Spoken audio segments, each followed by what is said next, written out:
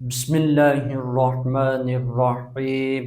تحفہ درود و سلام امام الانبیاء خاتم المرسلین صلی اللہ علیہ وآلہ وسلم کی پاک بارگاہ اقدس میں ان اللہ و ملائکتہ یصلون علی النبی یا ایہا الذین آمنوا صلوا علیہ وسلموا تسلیما۔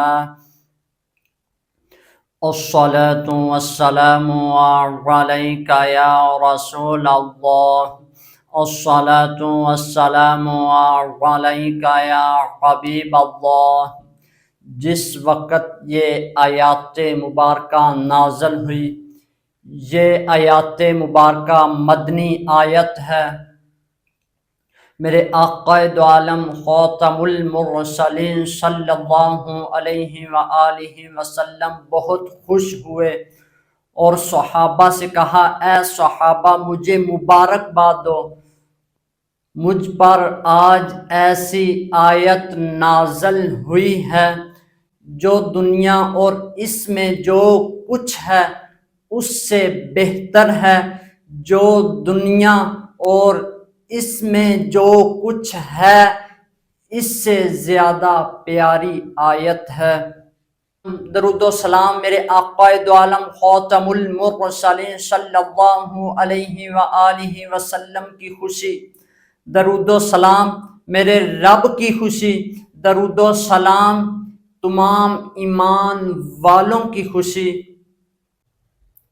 رب نے کبھی ایسا نہیں فرمایا کہ ہم بھی ایسا کرتے ہیں، ہمارے فرشتے بھی ایسا کرتے ہیں، اے ایمان والو تم بھی ایسا کرو۔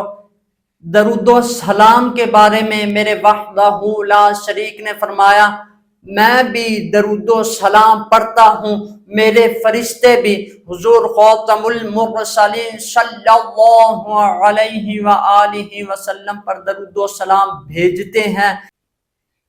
اے ایمان والو تم بھی حضور کی ذات پر درود و سلام پڑھا کرو۔ یاد رہے درود و سلام پڑھنا میرے وحدہ لا شریک کی سنت مبارکہ ہے، درود و سلام پڑھنا فرشتوں کی سنت مبارکہ ہے، درود و سلام پڑھنا ایمان والوں کی سنت مبارکہ ہے۔ درود و سلام ہر انسان کو نہیں کہا گیا، درود و سلام کے بارے میں صرف ایمان والوں کو کہا گیا ہے۔ اے ایمان والو تم بھی میرے آقا دو عالم خاتم المرسلین صلی اللہ علیہ وآلہ وسلم پر درود و سلام پڑھا کرو۔